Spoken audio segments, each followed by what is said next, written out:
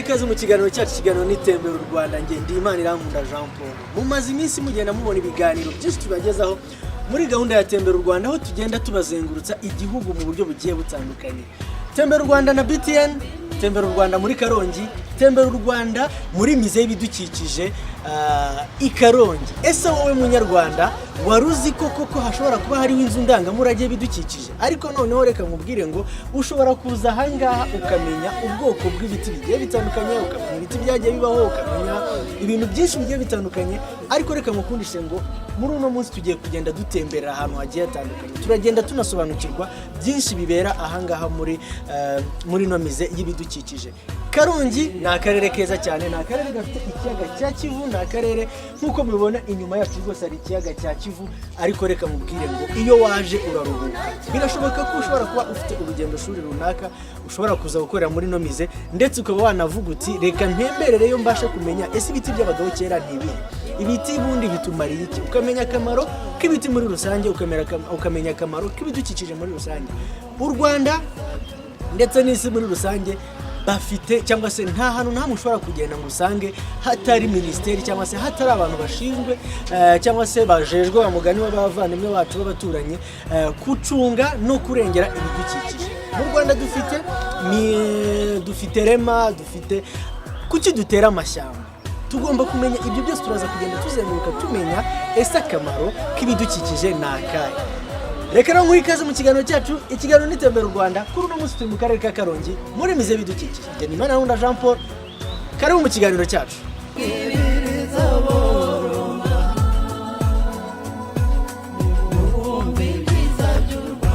Yes, reka tuyutse rero ko mu kiganiro cyacu tembero u Rwanda tuba turi kumwe n'abafatanyabikorwa bagiye batandukanye. Mbere yuko tujya kwakira manager w'inongoro ndangamurage y'ibidukikije, reka tubabwire ko tuba turi kumwe na Ntende Hotel. Ntende Hotel ni hoteli yo mu karere ka Gatsibo, ni mu burasirazuba bw'u Rwanda. Niyivuga ngo mu kiganiro cyacu tembero u Rwanda na BTN, reka dushyiremo amafaranga tujye tubasha kuzenguruka igihugu, bagende batwereke ibyiza bigiye bitandukanye. Ariko na babandi bo muri ka gace tuba twatembereye nabo bamenye ko burya nibaza mu burasirazuba bazajya biyakira muri ya hoteli, kuko burya n'ubufatanye. Hoteli zirafatanya ndetse n'uduce runaka dusagurira ahandi. Nimba ndi hano muri Karongi nshobora kugenda nagera i Kigali nkamenya aho ndara, nagera mu burasirazuba nkamenya aho ndara. Ntende Hotel rero reka nkubwire ngo ni hoteli ifite ibitanda byiza, ikagira coffee shop, ikagira ibiryo byiza, ikakugira none inyama y'umwihariko wabo bita igiti. Reka rero nkubwire ngo nkutere ipfa rwose kandi nkutere n'inzara muri kano kanya, bitume nawe utega imodoka cyangwa se ushyiremo essence ugende ugere muri Ntende Hotel babashe kuba baguha byinshi. Muri cyo kiganiro kandi buryo ugeze mu karere ka Rubavu uhasanga Kivu Park Hotel. Kivu Park Hotel ni hoteli nayo nziza cyane iri hariya mu karere ka Rubavu, aho uba werekeza kuri brasserie ni ruguru neza ya Tamtam. Reka rero nkwibwirire ngo nimba ushaka kuryoherwa, inshuti, abavandimwe, abantu mukora honeymoon, reka nkubwire ngo jya mu karere ka Rubavu ugere muri Kivu Park Hotel, ubundi bakwereke uburyo ki bakwakira na yombi, ndetse ukaba urushaho kugenda uryoherwa n'ibyo ugenda ubona muri karere ka Rubavu muri rusange. Rero reka twigarukire mu karere ka Karongi, aho tugiye kuganira na manager w'inongoro ndangamurage y'ibidukikije. Atangira tubwira byinshi bibera cyangwa se anatubwire ibice bigize inongoro, ndetse kandi turaza no kuganira n'umukozi wo muri inongoro anadutambagize atwereka ibya bice manager nawe aba yakomeje kugenda atubwira muri kano kanya. Ndacyari Imana Irankunda Jean Paul, inoni BTN, karibu mu kiganiro cyacu. Ibyishimo byawe biterwa naho wasohokeye, umutuzo wawe ugaturuka mu mbamutima kubera kuruhuka neza. Nje nguhitiyemo Ntende Hotel, kuko niyigufasha gutuza utekanye kubera ko ariho uruhukira ukamera nk'uri muri paradizo. Ntende Hotel tugufitiye ibyumba byiza bifite igikoni cyihariye, uruganiriro uba umeze nk'uwibereye iwawe. Restaurant yacu nigaruka wiyongeze. ngwino ubona ibanga ryacu rihuruza amahanga. Inkoko, ifi irobwa ako kanya, igiti, coffee shop, ibyumba by'inama, aho gukorera ubukwe. Tunagukorera kandi outside catering. Nta mayobera ahari kuko ni muri Gatsibo, Rugarama, ni ku muhanda neza neza. Wanaduhamagara kuri 078 75 19 7 0 cyangwa ukatwandikira ugakoresha reservation. Mwatangira mutwibwira? Twaburaye neza Ponce, aho ndi umuyobozi w'ingoro y'umurage w'ibidukikije. Tugeze rero mu ngoro y'umurage w'ibidukikije, n'abantu bake cyangwa se nanjye mbere sinabyumvaga ko hashobora kubaho ingoro y'umurage w'ibidukikije. Yewe hari n'abo ushobora kubaza mu Rwanda ntibabyemere ko iyo ngoro koko yabihari. Nagira ngo abanyarwanda badukurikiye muri kano kanya noneho babanze basobanukirwe ingoro y'umurage w'ibidukikije ku buryo umuntu uri buyumve ashobora kuzaza avuga ati nahiyobora hose nkahagera. Murakoze cyane. Okay, murakoze. Ingoro y'umurage w'ibidukikije ni imwe mu ngoro 8 zigize igihugu cy'u Rwanda. Ikaba ingoro yafunguye ku mugaragaro mu mwaka wa 2015, imyaka 6 ikabishize iyi ngoro ikora. Ingoro y'umurage w'ibidukikije wenda nababwira ko igitekerezo kijya kuza cyo kushinga iyi ngoro, twabanje kureba ahantu haba hayibereye. Twasanze muri iyo minsi ubwo iki gitekerezo cyariho kinonosorwa, akarere ka Karongi kazaga imbere mu bijyanye no gutera amashyamba. Icyo gihe rero tujye kwishyiraho tubona nta handi twayishyira uretse muri aka karere ka Karongi, bitewe n'ibyo bikorwa bigamije kubungabunga ibidukikije. Ndetse ariko nanone hakiyongeraho ko aka gace n'ubundi ari agace kahiswemo cyangwa katoranyijwe kugira ngo kabe agace kamwe mu duce tw'ubukerarugendo mu Rwanda. Iyi ngoro rero y'umurage w'ibidukikije nari mbabwiye ko yatangiye muri 2015, ikaba iherereye mu murenge wa Bwishyura mu karere ka Karongi, ahagana mu gice cy'amahoteli, ni hasi ku Kivu hari amahumbezi y'Ikivu. Ni ahantu heza cyane habereye ubukerarugendo. Ndetse wenda icyo nababwira ku bijyanye n'umwihariko w'aka gace cyangwa se w'iyi ngoro by'umwihariko nuko kugeza uyu munsi kuva yashingwa muri 2015 niyo ngoro rukumbi dufite ku mugabane wa Afurika ifite inshingano nyamukuru zo kubungabunga ibidukikije n'urusobe rw'ibinyabuzima muri rusange. Murumva ko abanyarwanda mwari muvuze ngo si abantu benshi bayizi, ariko muri iyo myaka 6 ubukangurambaga burakomeje.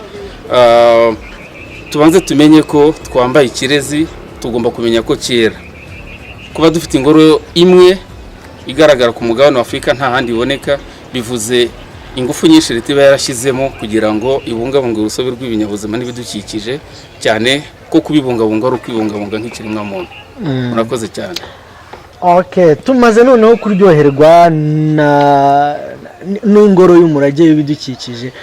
Noneho muri iyi ngoro iyo umuntu ahageze, etape par etape agenda atemberezwa he? Aha, ingoro y'umurage w'ibidukikije udusuye tumutembereza ibice byayo 3 by'ingenzi. Icya mbere dufite igice kivuga ku ngufu. Mu buzima bwa muntu usanga icyo dukora cyose dukenera ingufu. Ingufu rero tuzuza n'ibidukikije, ariko tugashishikariza abatugana ko muri ubwo bwoko bubiri bw'ingufu tumurika, no kuvuga ingufu zitisubira n'izisubira, bakoresha ingufu zisubira mu bikorwa byabo bya buri munsi. Ubwo wenda turaza kubatembereza tubereke izo ngufu ni izihe, tubereke nizo twifuza ko bakoresha zidafite ibyo zihungabanya ku bidukikije.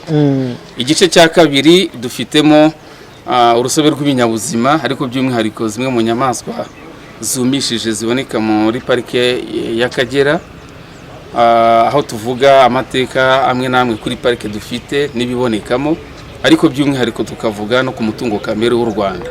Usanga dufite amabuye menshi y'agaciro, ariko usanga abantu benshi batayazi cyangwa se batazi ngo akorwamo iki. Ubwo rero kudusura ni umwanya mwiza wo kugira ngo abantu basobanukirwe se niba tuvuze zahabu iboneka he, ariko se uretse no kubiboneka aho bikorwamo iki.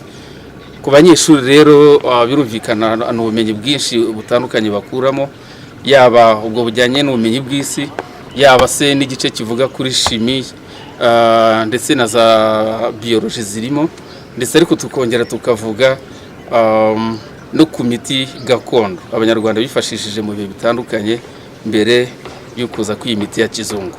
Kandi tuzi ko abanyarwanda barambaga cyane, kuba bararambaga rero bifashishaga ibidukikije mu buvuzi bwabo bwa buri munsi. Ntago ibidukikije tubibona nk'ibivamo ibyo kurya gusa, ahubwo tubibonamo n'ibivamo imiti iturinda mu buzima bwa buri munsi. Ngira ngo nibyo bice bitatu by'ingenzi dufite, ariko udusuye amenya by'umwihariko buri kimwe ku kindi akabyumva kurushaho. Murakoze. Abanyarwanda bamaze gusobanukirwa, ariko hano nshobora kubanza kwibaza, mukurikije urujya n'uruza rw'abasura ino ngoro ndangamurage y'ibidukikije, mubona umubare w'abanyarwanda basura ni uri ku kigero gishimishije, cyangwa umubare w'abanyamahanga niwo ukiri mwinshi kuruta?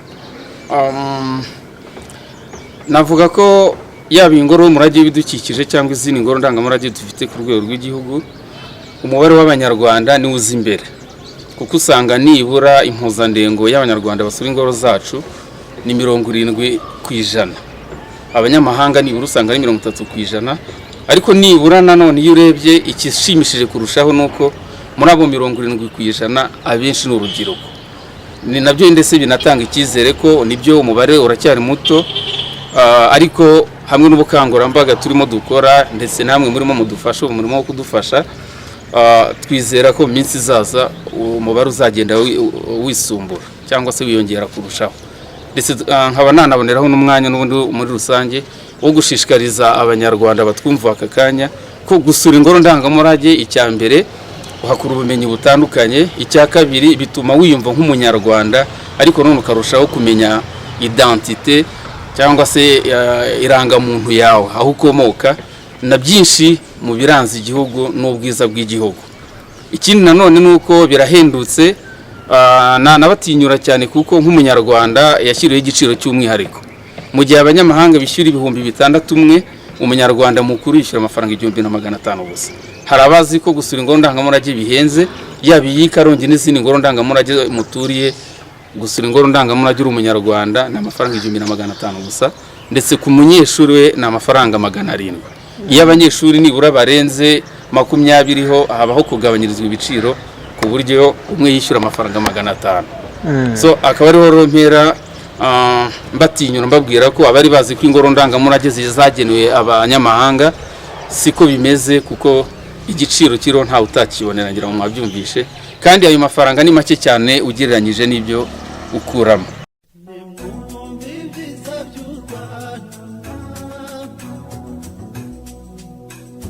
Yes, turacyari mu kiganiro cyacu, ikiganiro n'itembera u Rwanda. Turacyari mu karere ka Karongi. Reka nkubwire we munyarwanda, buriya navuga ngo wahuye n'ikintu cyo kutamenya niba utaragera hano mu ngoro ndangamurage bidukikije. Birashoboka ko hari ibiti cyangwa se hari imiti ujya uhurirana nayo mu mashyamba aho ngaho wirirwa unyura, ariko ntubashe gusobanukirwa ese iyo miti yagufasha iki, ese wayivuza ute, ndetse ntunamenye amateka yagiye aranga ubuvuzi gakondo bwo mu Rwanda. Reka rero nkubwire ngo tugeze mu gice cy'imurika ry'imiti gakondo.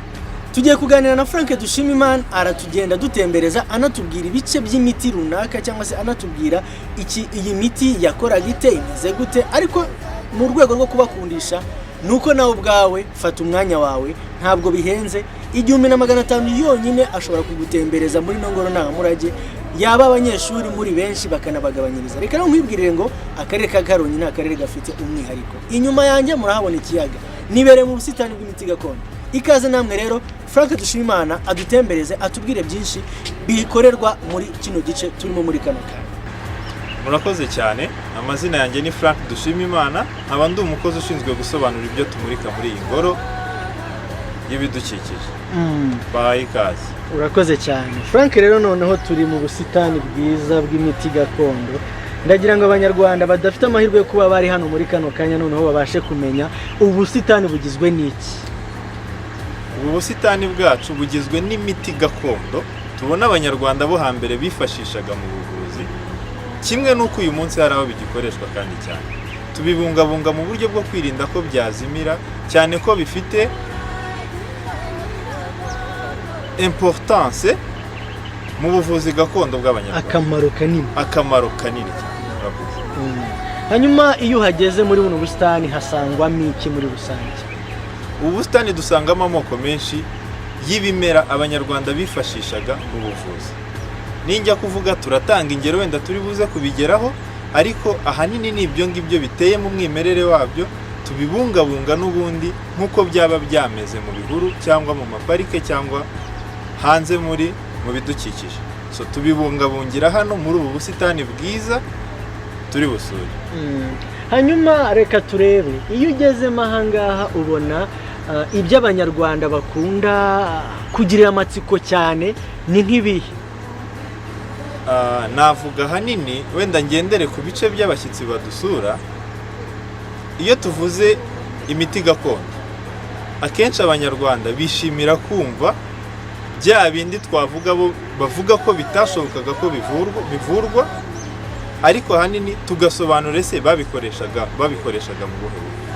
Nitujya gutanga ingero dushobora kuvuga nk'umushiha. Uyu munsi ushobora kubwira umunyarwanda ngo iki kimera cyifashishwaga mu gukorwamo umuti uvura umushiha. Utabyemera tumva ko ari ubumenyi gakondo, agaseka ngo umushiha ni ikintu kitabaho. Ariko tugerageje kubisobanura mu buryo bwa siyanse, tubona ko umushiha ushobora guterwa n'ibintu byinshi. Ushobora guterwa n'imvubura y'imisemburo itari controle. Bikaba byatuma witwara muri bwa buryo ukubonye abona ko ufite umushiha cyane. So harimo amoko y'imiti bifashishaga mu kugabanya icyo nakwita umushiha. Reka nibarize ubuse umushiha noneho bivuze ngo babana, ahubwo reka babantu bafite imishiha myinshi tubayobora ahangaha baze. Nizere ko mufite n'abaganga ariko bashobora gufasha abanyarwanda. Iyi ni ingoro y'umurage w'ibidukikije, ibyo dutunzemo byose turabimurika. Ntago tubikoresha mu buvuzi, ahubwo ukeneye kuba wavurwa tukurangira kujya gusanganira abavuzi gakondo.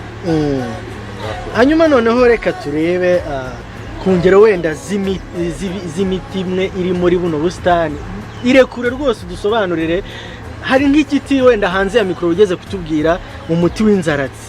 Uwo muti umunyarwanda iyo ageze ahangaha twumva ko abagore kera aribo batangaga inzaratsi ku bagabo babo kugira ngo batagenda. Koko ngize amahirwe yo kuhagera. Iyo nzaratsi koko ni umuti umera, bigenda gute? Murakoze cyane. Mu muco gakondo w'abanyarwanda ibyo tumurika ahangaha dusobanura uko byifashishwaga mu myaka yo hambere. Vuze ku nzaratsi ukomojeho, nk'aha dufite urugero rw'inzaratsi mu izina nyarwanda izwi ku izina ry'umukunde. Umukunde tubona ko wifashishwaga nk'inzaratsi mu kugarura urukundo.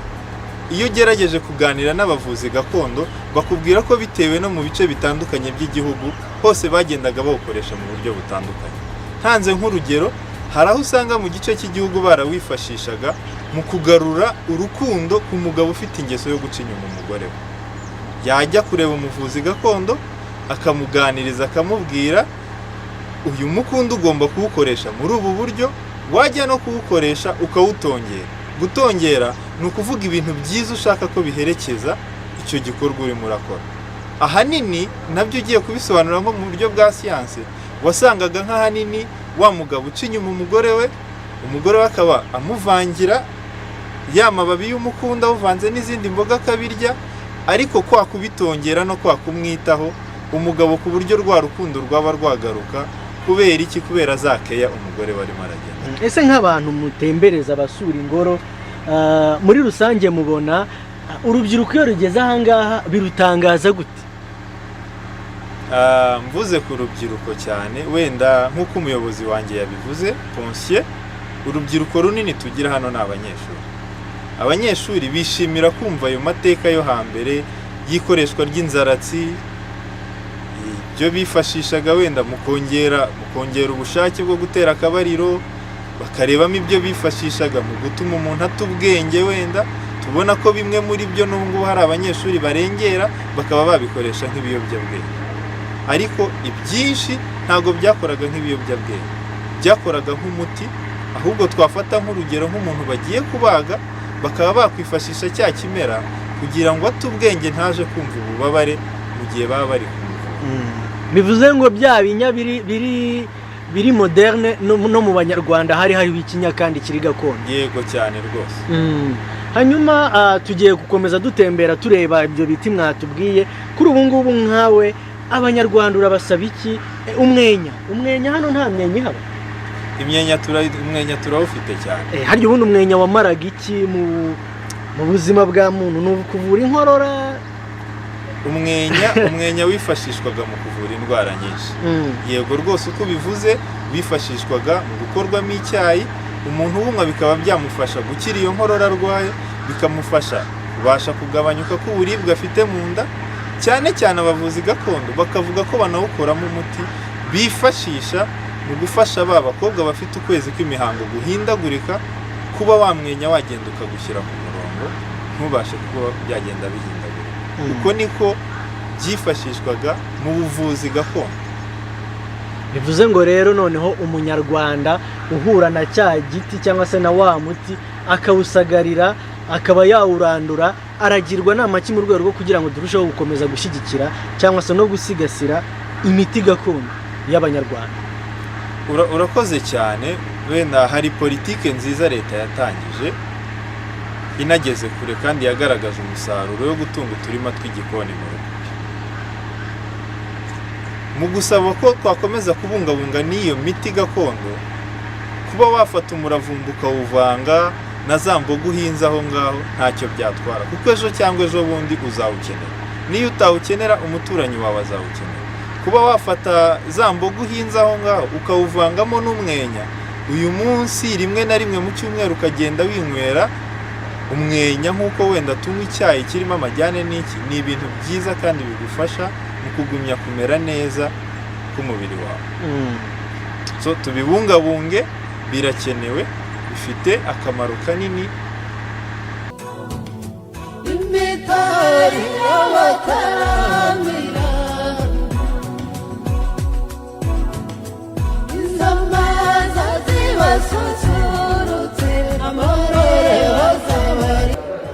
Urakoze cyane. Tugeze mu imurika rya kabiri ryibanda ku mutungo kamere w'u Rwanda n'ibinyabuzima.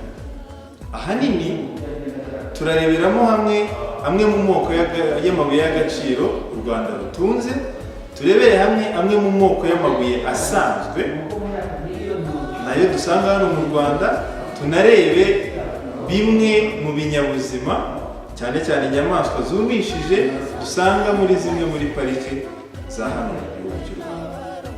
Yes, turacyari mu kiganiro cyacu, ikiganiro n'itembera u Rwanda. Reka tubibutse ko tukiri mu ngoro ndangamurage y'ibidukikije, ariko noneho igice tugezemo ni igice murimo kugenda mubona kigaragaramo inyamaswa zitandukanye. Iyo ugeze aha ngaha muri iki gice ugira ngo ugeze mu Kagera neza. Harimo inyamaswa zitandukanye, ariho batubwiye ko ari igice cy'inyamaswa zumishije, aho ubonamo igisamagwe, ukabonamo ingwe muri rusange, ukabonamo imparage, impara, ndetse n'uburyo bw'inyoni bugiye butandukanye, yaba inzoka n'ibindi. Reka rero mubwire ngo muri kino gice wowe munyarwanda uraza ukiga byinshi, ariko kubera iki twumva ko abanyarwanda tutagomba gufata umwanya wacu kugira ngo turusheho gutembera, turusheho kumva ko tugenda tuyoboke, tugenda dukore byinshi, turuhuke. Reka burya iyo utembera uba urimo kugenda uruhuka. Reka mubwire ngo muri iki gice byonyine ni igice giteye amatsiko, ni igice kiryoshye, ni igice cyiza cyane.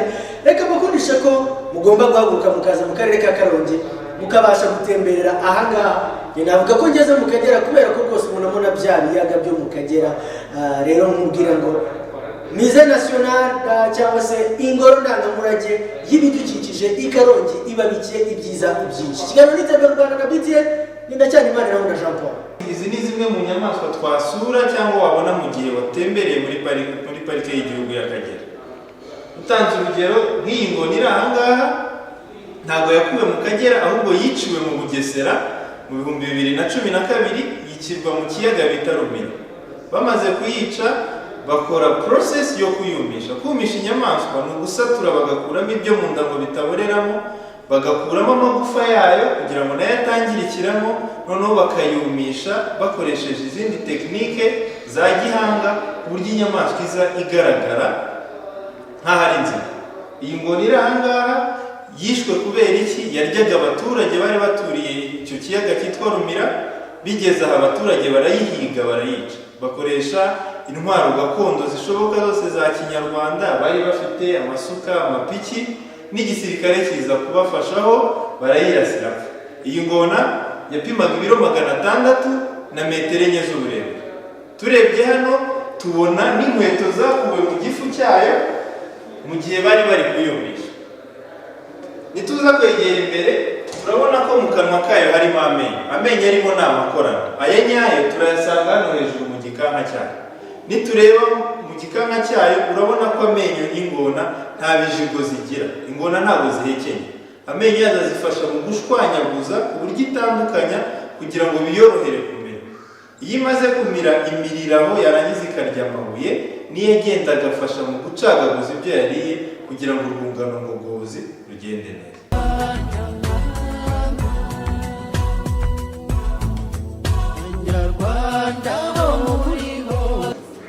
Iki gice dutangiye ni igice cy'imurika ryo ku ngufu, ariko mbere y'uko dutangiye imurika ryo ku ngufu tuvugira hano bimwe mu byaranze urugendo rwo mu isanzure, tukarebera hamwe ibumba igaragiye izuba. Tubona ko kera tukiga muri za primaire twabonaga ko yari 9, ariko kuri uyu munsi ikaba isigaye ari 8 kubera ko uwa 9 witwaga Pluto utakibarwa mu bumba igaragiye izuba kubera impamvu zimwe na zimwe. Twareba hano tukabona iri darapo tubona u Rwanda rwakoresheje kuri Repubulika ya mbere n'iya kabiri, rikaza gusimburwa n'iryo dukoresha kuri uyu munsi nka leta y'u Rwanda, rigizwe n'amabara y'ubururu, umuhondo n'icyatsi. Iri riri ahangaha nitugerageza kureba turabona ko rigenda ricuye, karashaje. Gashaje kubera iki? Hari abatuvuga ngo kubera iki tutarisimbuka. Ni ukubera ko iyi korekisiyo iri ahangaha ni umwihariko uhambaye cyane, kubera ko mu 1972 Abanyamerika barijyanye ku kwezi muri za ngendo igihugu cya Amerika cyakoreraga ku kwezi zizwi ku izina rya Mission Apollo, ahanini rigambiriye gukora ubushakashatsi. Bavuyeyo baduha impano y'aka kabuye katuruka ku kibaya cyo ku kwezi kizwi ku izina rya Litros Valley. Iri darapo ryajyanwe ku kwezi kubera icyo gihe Abanyamerika bajya kujyayo bafashe amadarapo y'ibihugu byabaga mu muryango w'abibumbye, bayajyana ku kwezi. Bavuyeyo bagenda bayasubiza ibihugu byayo. Twe tukaba tunishimira ko mu byo baturengejeho baduhaye iyi moon rock cyangwa kakabuye gaturuka ku kibaya cyo ku kwezi. Hino yaho ku ruhande rw'iburyo turabona kandi kabuye kaniniho kitwa meteorite. Meteorite ni iki? Ni agace gato k'akabuye kamanyuka kuri bya bibuye binini bitembera mu isanzure. Iyo kamanyutseho gakururwa n'ingufu za rukuruzi z'umubumbe kegereye. Akangaka kamanyutseho gakururwa n'ingufu za rukuruzi z'umubumbe w'isi, karaza mu 1976 kagwa mu Rwanda mu karere ka Burera ahitwa Ruhobo. Tugeze ku gice cya gaz metane. Kugeza uyu munsi tubona ko muri Afurika ibihugu bitatu, ibiyaga bitatu byonyine byo muri Afurika ari byo dusangamo gaze yiremye mu buryo karemano. Ibiyaga bibiri ni byo mu gihugu cya Cameroon, ikiyaga cyitwa Nios na Monu, n'iki kiyaga cya Kivu dusangiye na Repubulika Iharanira Demokarasi ya Kongo. Dufitemo platform cyangwa icyo nakwita nk'amato acukura gaz metane abiri mu kiyaga cya Kivu. Inini ni iyi ngiyi dusanga mu karere ka Karongi icukura gaz metane ikayibyazamo ingufu z'amashanyarazi zingana na megawate 26.2. Bamara kuzihindura amashanyarazi bashyira ku mapironi bakohereza i Kigali ku ishami rikuru rya REG ikayishyira ku muyoboro rusange. Bivuze amashanyarazi tugura buri munsi, wayagura kuri telefone, wajya ku agent uyacuruza, uguramo n'amashanyarazi yaturutse muri iki kiyaga cya Kivu aturuka ku ngufu za gaz metane. Yes, nyuma rero yo gukora tuwa zigiye zitandukanye mu nzu ndangamurage cyangwa se mu ngoro ndangamurage y'ibidukikije hano i Karongi, umuntu asohokamo amaze kuryoherwa, amaze kumenya byinshi bigiye bitandukanye.